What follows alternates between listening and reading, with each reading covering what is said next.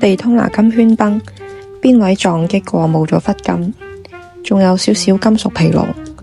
呢隻黃金鹿係一手全新冇打磨過，原裝出廠，打磨非常直，黑色油墨亦都好深。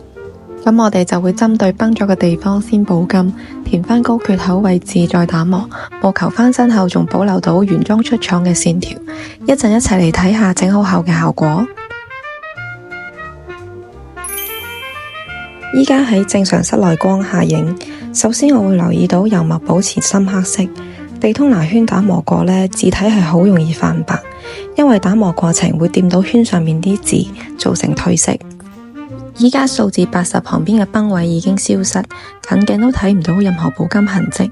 呢種比較深嘅撞擊，一般係需要做多次嘅補金先睇唔到瑕疵。如果淨係做一次補金，可以填補到崩位嘅，但係補過金嘅地方就會見到有一點點嘅細窿出現。要做到無痕補金，會視乎手錶嘅實際情況，每隻錶受損嘅程度都唔同。如果程度再嚴重啲嘅錶，會有另外嘅修復方案。